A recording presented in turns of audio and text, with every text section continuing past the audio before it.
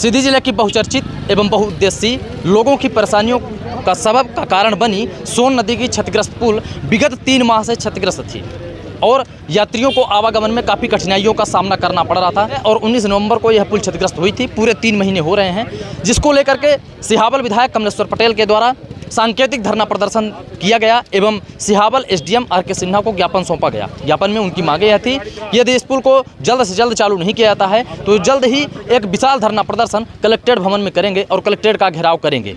उनका ज्ञापन लेने के लिए सिहावल एसडीएम आर.के. सिन्हा पहुंचे हैं। अगर सुरक्षा व्यवस्था की बात की जाए तो अमलिया एवं बहरी के दोनों थाना प्रभारी एवं वहां का पुलिस बल एवं सिहावल चौकी प्रभारी यहां पर पहुंचे हैं, सुरक्षा व्यवस्था का जिम्मा संभाले हुए हैं। यदि बात की जाए राजस्व अमले की तो सिहावल एसडीएम खुद पहुंचे हैं और सिहावल तहसीलदार माइकल तिर्की भी यहाँ पर पहुँचे हैं। हम सीधे रूबरू होते हैं और बात करते हैं यहाँ पर जो प्रशासनिक अमले की तरफ से सिहावल एसडीएम से, सिहावल विधायक से भी कि आखिर इस प्रदर्शन को लेकर के और इस क्षतिग्रस्त पुल को लेकर के उनका क्या कुछ कहना है।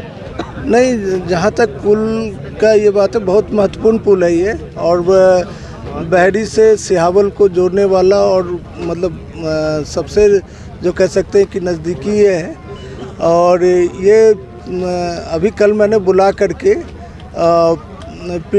पीडब्ल्यूडी ब्रिज वाले उनके जो थे गौतम साहब और सिंह साहब, दोनों को मैंने बुला के बात की थी। तो उन लोगों ने यही बताया कि अभी जो लोड टेस्टिंग जो है वो रिपोर्ट नहीं आई थी, तो इसके लिए हमने बात भी की, शायद भोपाल में थी।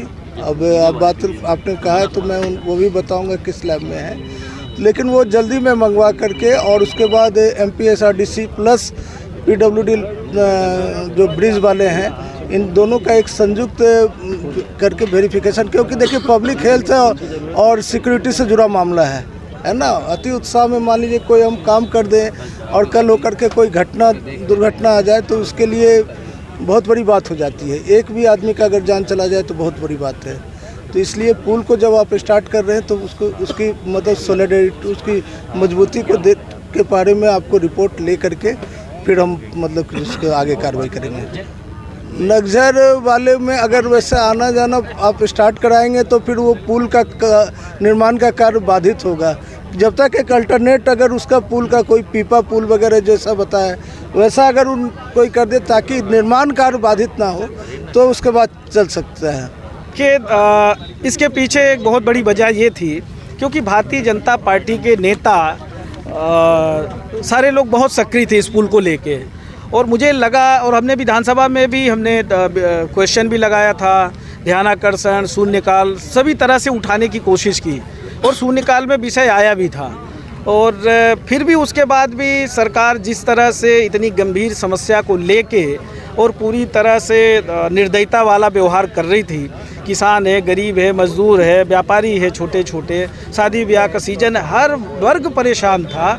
पर इन्होंने जिस तरह से पूरी तरह से उदासीनता दिखाई इस पुल को लेके और आवागमन पूरी तरह से बाधित है, कोई भी 4 व्हीलर छोटे वाहन भी नहीं निकल सकते हैं। अगर पुल डैमेज हो गया है, काम के योग्य नहीं है, तो 3 महीना अगर लैब टेस्टिंग में ये लोग समय लगाते हैं तो आप समझ सकते हैं कि ये सरकार कितनी हमारी जनता को लेके संवेदनशील है। इससे समझ में आता है। और तो और अति हो गई साहब, हम तो इसलिए समय दिए कि भाई यहाँ भूमि पूजन भी हुआ था, जो पिलर में क्रैक्स आए थे उसके लिए भी कई अंडल मंडल कमंडल और अधिकारी भी खड़े हुए थे। हमने कहा भाई कुछ विशेष प्रायोजन होगा, कुछ विशेष टेक्निक यूज हो रही है कि हो सकता है कि नदी के अंदर बैठ के अब पता नहीं पुल का पूजन कर रहे थे कि अपने आप पार्टी का विसर्जन कर रहे थे, भगवान जाने। यहाँ तो लोग तर्पण के लिए आते हैं, तर्पण के लिए आते पूर्वजों को देने के लिए, तो पता नहीं कौन सी पूजा की कि इस पुल का ग्रहण इन लोगों ने खराब कर दिया था।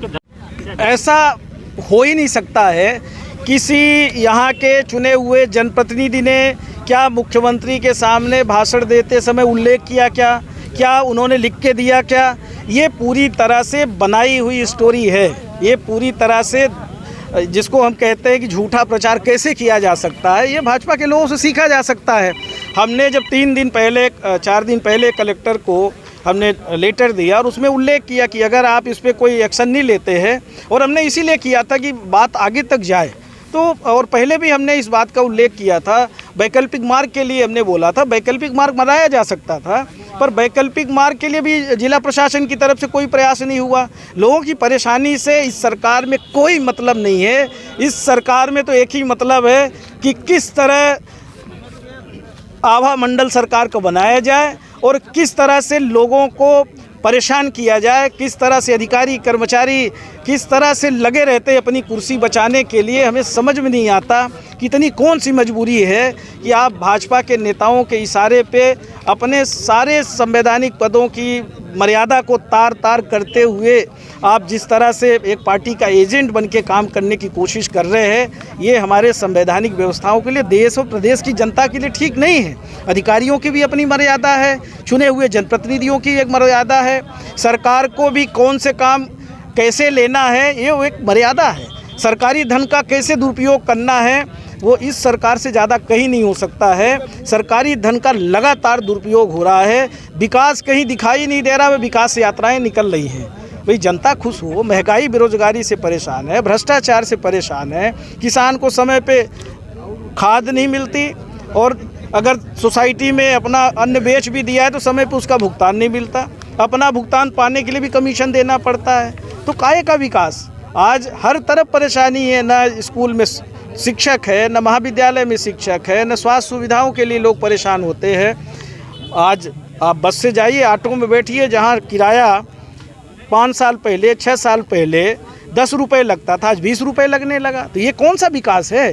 ट्रेन का किराया बढ़ गया, बस का किराया बढ़ गया, टेम्पू का बढ़ गया, मिट्टी का तेल कोटे में है नहीं, खाद्यान्न चावल सिर्फ मिल रहा है, गेहूं बंद हो गया, मिट्टी का तेल नदारत है, शक्कर नदारत है। कहीं अगर बिजली नहीं है, कोई बच्चा गरीब का पढ़ना चाहे पढ़ नहीं सकता चिमनी के उसमें भी उजाले में, तो काहे का विकास? गैस सिलेंडर सबके घर में गरीबों के रखा हुआ है, 1100 रुपये का हो गया, डीजल पेट्रोल 100 के पार हो गया, सरसों का तेल 200 के पार हो गया।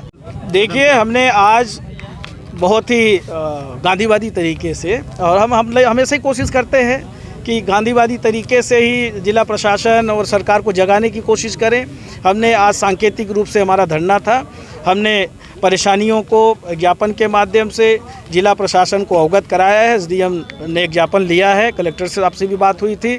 देखते हैं अगर जल्दी से जल्दी कोई वैकल्पिक व्यवस्था नहीं की जाती। मेरा तो ये है कि जिस लैब में भी आपने टेस्टिंग के लिए दिया है, तत्काल लैब की टेस्टिंग रिपोर्ट मंगाइए और हल्के वाहन अगर चलने लायक है, जो भी मापदंड हो उसके अनुरूप आप डिसीजन लीजिए, और नहीं तो वैकल्पिक मार्ग आप चालू करिए। पीपा पुल भी बनते हैं और साथ साथ जो नवनिर्मित पुल है, नवनिर्माण जिसका हो रहा है जिस पुल का, इसको तेजी गति से इसका पुल का निर्माण हो, जिससे लोगों की परेशानियों से निजात मिले। नहीं, देखिए, अभी तक हम लोग इंतज़ार कर रहे थे कि भाई शासन प्रशासन इसमें आगे आकर के कुछ सुचारू रूप से कुछ व्यवस्था संचालित करेंगे, जिससे आवागमन जो बाधित है वो सुचारू रूप से चल सके। जब हम लोग देखें कि भाई 3 महीने बाद भी इनके कान में जू नहीं रहेंगे, तो आज हम लोग कांग्रेस पार्टी के सारे पदाधिकारी लोग एक सांकेतिक धरना के लिए यहाँ सब एकत्रित हुए, और हम सबके नेता जो हमारे सुख दुख में सदैव खड़े रहते हैं, उनकी अगुवाई में माननीय कमलेश्वर पटेल जी, लोकप्रिय विधायक की अगुवाई में आज हम लोग एक सांकेतिक प्रदर्शन के लिए इकट्ठा हुए हैं। अगर इस पर कोई कार्यवाही नहीं होती तो तत्काल हम लोग अगली रणनीति बना करके कलेक्ट्रेट कार्यालय का घेराव सीधी में करेंगे।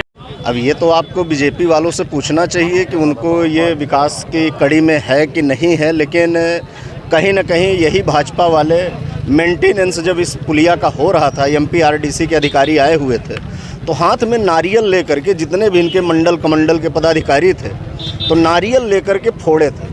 मेरा तो कहना ये था कि अगर वही पदाधिकारी अगर हाथ में तगाड़ी फावड़ा लेकर के आते, श्रमदान करते, तो शायद हम ये कह सकते थे कि उन्होंने एक अंश भी अपना श्रमदान इस पुल के निर्माण में या जीर्णोद्धार में लगाया हो।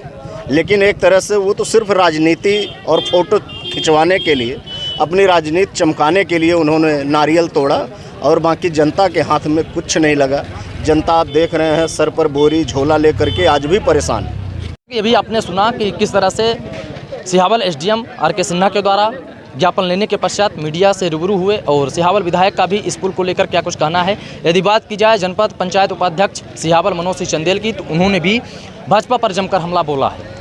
तो कब तक में यह पुल चालू हो पाएगी यह तो अभी नहीं कहा जा सकता है, क्योंकि जो सिहावल एसडीएम का कहना है कि अभी हमारी टेक्निकल टीम इसकी जांच कर रही है। जैसे ही जांच की रिपोर्ट आएगी जल्द ही हम इस पुल को चालू करवा देंगे। तो बने रहें कैमरामैन मोहित द्विवेदी के साथ, मैं अमर द्विवेदी, प्रथम न्याय न्यूज।